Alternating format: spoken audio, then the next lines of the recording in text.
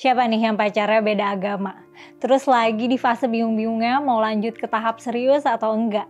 Pasti bingung banget ya nggak sih kalau lagi ngerasain itu? Kalaupun sampai nikah prosesnya akan ribet banget buat sampai ke sana.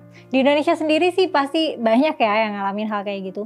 Pasangan-pasangan muda nih yang biasanya pacaran beda agama, terus sudah tahu beda agama, tahu bakalan susah tapi masih dilanjutin terus, ujung-ujungnya ya galau gitu. Bahkan sampai ada yang bilang katanya LDR terberat itu bukan tentang jarak tapi keyakinan. Waduh.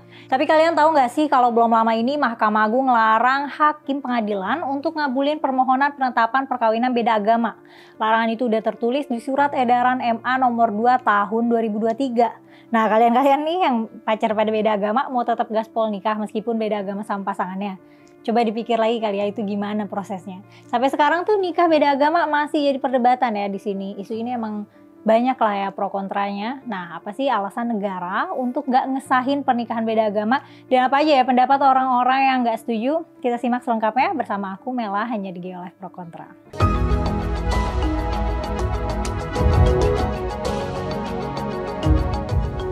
Di Indonesia udah ada beberapa pengadilan negeri yang ngasih izin nikah beda agama seperti PN Jakarta Selatan, Pengadilan Negeri Jakarta Timur, PN Surabaya, PN Semarang, dan PN Pontianak.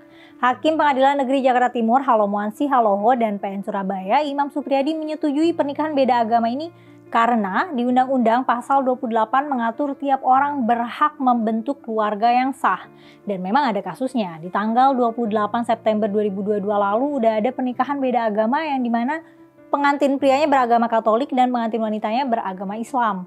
Nah, kalau dari pandangan ulama umat muslim memang ada yang membolehkan nikah beda agama karena menurutnya nggak semua non-muslim bisa disebut musyrik atau kafir ya. Terus juga menurut mereka ahli kitab nih nggak hanya terbatas pada zaman Nabi. Contoh kasus pernikahan beda agama lainnya tuh di tanggal 8 Juni tahun 2015 lalu ada seorang laki-laki beragama Islam menikah dengan perempuan beragama Konghucu. Nah, nama laki-laki itu adalah Ahmad Nurholis, aktivis LSM Pusat Studi Agama dan Perdamaian yang pada saat itu bertugas jadi pendamping dan penasehat pasangan beda agama. Dari organisasi Pusat Studi Agama dan Perdamaian itu seenggaknya udah menikahkan sebanyak 638 pasangan beda agama di Indonesia.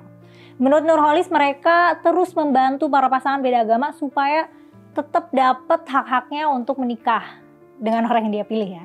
Nurholis dan istrinya, Ang Meyong, mengatakan kalau mereka nggak dihadapin masalah tentang agama masing-masing di kehidupan sehari-hari. Mereka udah biasa dengan perspektif keberagaman dan kebinekaan dalam melihat hubungan antar agama. Nurholis juga berpesan untuk para pasangan beda agama untuk siapin mental, ngadepin tantangan besar seperti di tentang keluarga atau di tentang lingkungan sekitar. Nurholis juga menyarankan buat para pasangan beda agama nih, nggak ada niatan membawa pasangan mengikuti agamanya. Menurutnya kalau punya pikiran kayak gitu ya bakal ngeberatin pikiran ke depannya, ya bikin hidup tambah susah ya. Nah, Hakim Tunggal Bintang AL juga punya pendapat bahwa perkawinan antar agama itu secara objektif sosiologis wajar-wajar aja dan sangat mungkin terjadi di Indonesia yang heterogenitas penduduk Indonesia dan macam-macam agama yang diakui secara sah di Indonesia. Jadi menurut dia ironis banget kalau sampai nikah beda agama gak dibolehin karena gak diatur dalam undang-undang. Tapi gak bisa dipungkiri ya, semua agama di Indonesia melarang nikah beda agama. Makanya pas penetapan pencatatan perkawinan pasangan beda agama dari pengadilan tuh jadi bahan omongan buat masyarakat. Baik masyarakat yang berpendapat kalau kasus kayak gitu itu adalah merupakan degradasi hukum perkawinan di Indonesia. Menurut masyarakat dengan adanya penetapan permohonan pencatatan kawin beda agama itu bukan jadi terobosan atau solusi buat kebuntuan hukum, tapi bisa jadi presiden buruk buat peranata hukum perkawinan. Kalau dalam agama Islam ada ketentuannya emang ya. Di Al-Quran Al-Baqarah ayat 221 disebut bahwa laki-laki muslim gak boleh menikah dengan perempuan musyrik dan begitu juga sebaliknya.